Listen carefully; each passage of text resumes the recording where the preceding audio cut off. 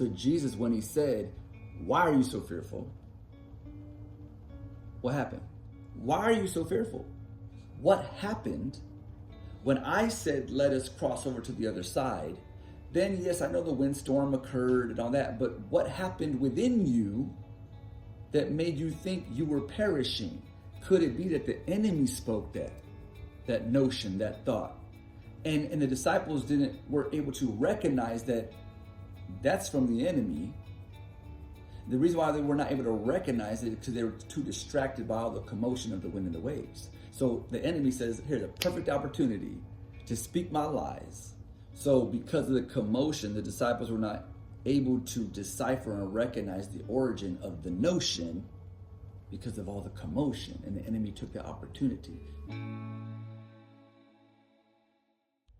Jesus is teaching a lot of people, and he's sitting or standing in a boat.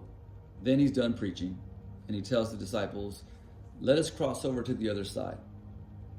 So the disciples get in that boat and other little boats around it, and they start crossing the lake, to the other side. As they're crossing, a great windstorm arose, and the water and the waves started to beat against the boat and get inside the boat and started filling the boats. And Jesus is asleep in the boat. The disciples wake up Jesus and say, don't you care that we're perishing? Teacher, don't you care that we're perishing? And he arose, he wakes up, and he rebukes the wind and says to the sea, peace, be still. And after he speaks to the wind and the waves and says, peace, be still, he turns to the disciples and says, why are you so fearful? How is it that you have no faith? Now, if we just look at that as a rebuke, like, bro, y'all tripping.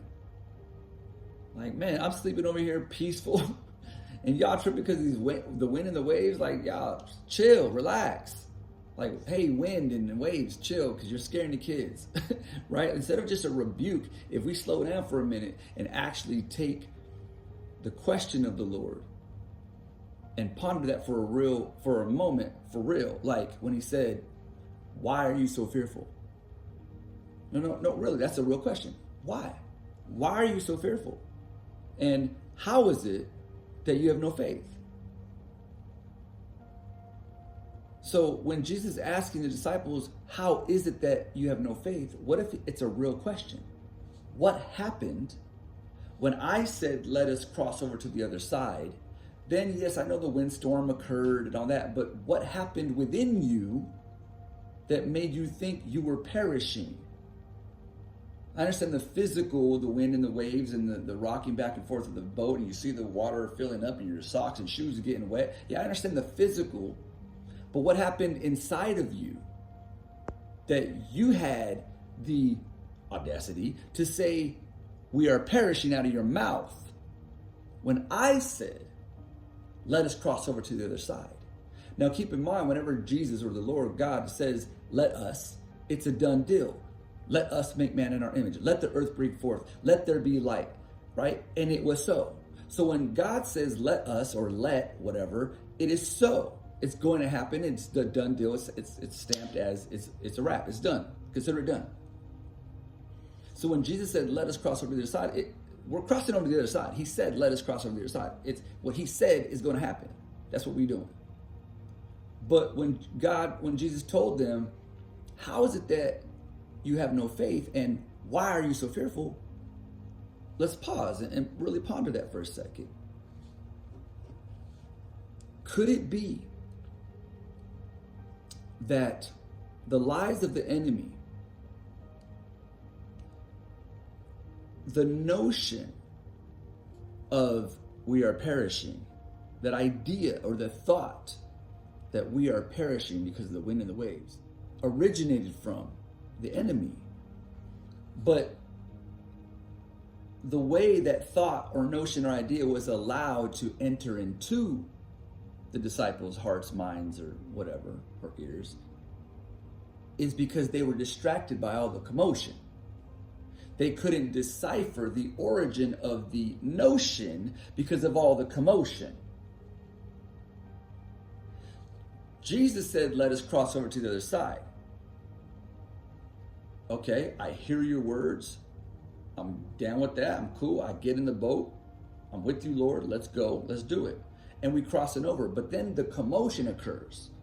The wind and the waves and the water and everything's getting wet and, it might feel uncertain. But to actually wake up the Lord and say, teacher, don't you care that we are perishing? Who said you are perishing? Where did that thought come from? The fact that you spoke it, we are perishing, that thought came from somewhere. And thoughts are words. So, the Bible says, I believe, therefore I speak, right? What comes out of our mouth, our speech betrays us, right? Out of the abundance of the heart, the mouth speaks. So words come out of our heart, right? But how do thoughts enter our heart? It's also words, okay? And not to get too deep, but it's like ice is a solid form of, H2O, and steam is the gas form of H2O, and liquid water is the liquid form of H2O, but it's all H2O, right? So words enter and become thoughts, and then thoughts enter our heart, and then we speak that, and they're back to words. It's like evaporation and precipitation and, right? Condensation, right? So thoughts originate from words, but whose words? So if God said, Jesus said, let us cross over the other side, and what's that thought that in your head? We crossing over. But who said you're perishing?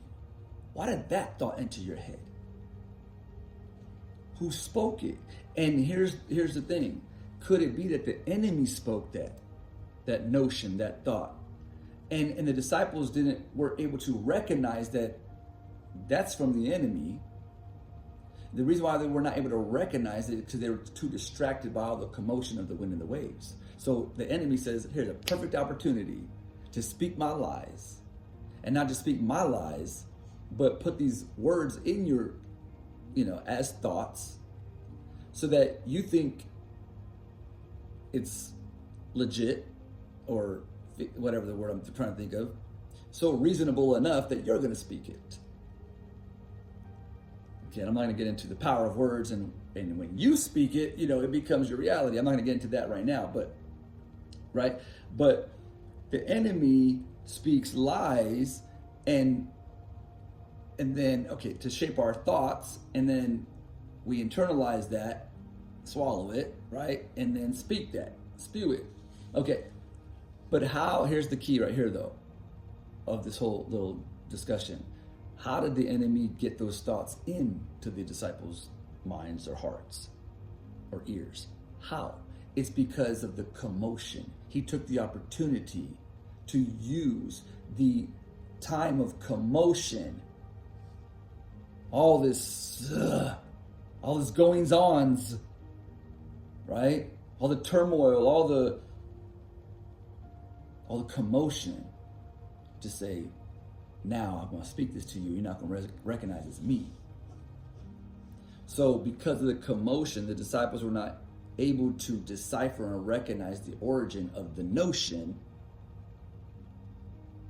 the idea, the thought, the words, because of all the commotion, and the enemy took the opportunity. So Jesus, when he said, why are you so fearful? And when he said, how is it that you have no faith? Let's take those as real questions. What happened?